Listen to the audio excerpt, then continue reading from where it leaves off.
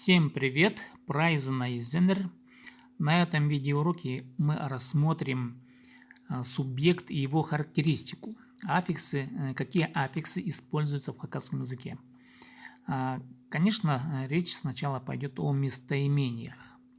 В хакасском языке есть такие местоимения: мин, я, син, ты, ол, он, она, оно. В хакасском языке нет родов. Дальше местоимения пис, мы, сирер, вы, олар, они.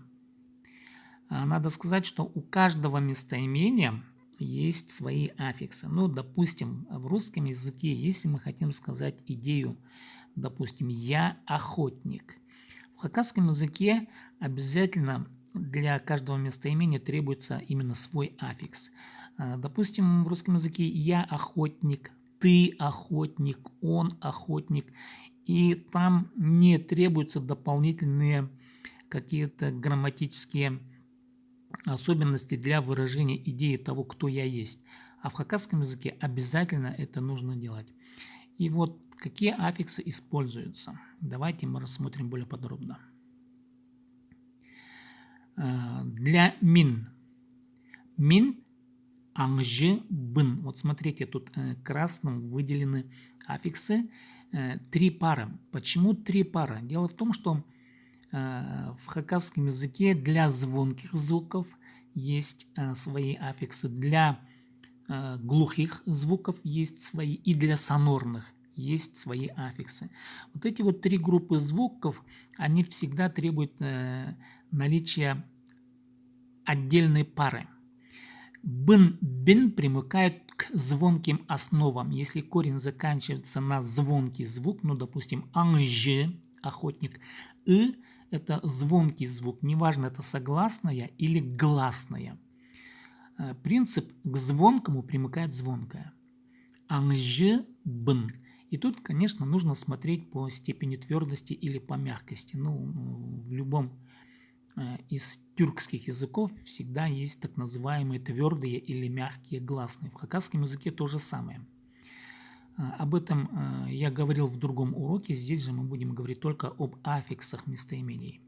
Мин, аңжы, бын, мин, кізі, бін. Да, вот смотрите, аңжы, звонкий звук в корне слова, да, заканчивается на звонкое, примыкает аффикс бын со звонкой основой. Кізі, бін.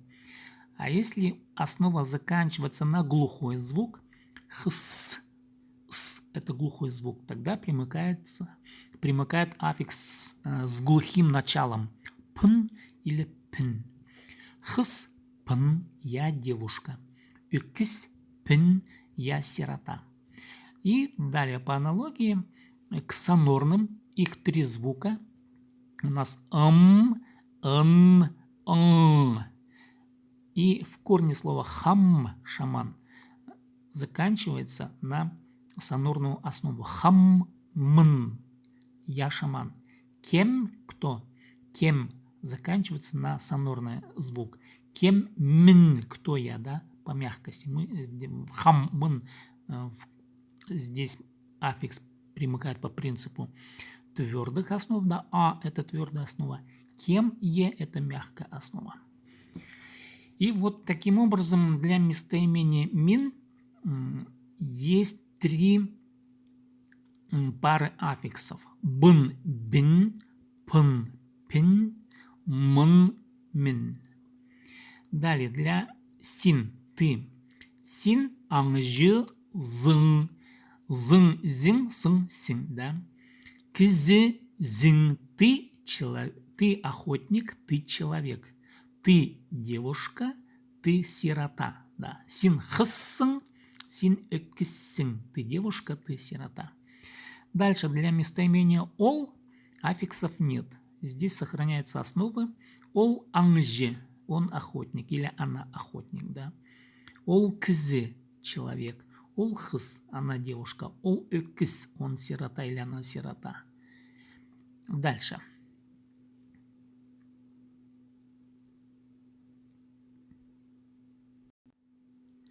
Далее мы смотрим местоимение пись, мы. Тут опять три пары. Быс, бись, пыс. Пись, мыс, мись. Пись, анжи, быс.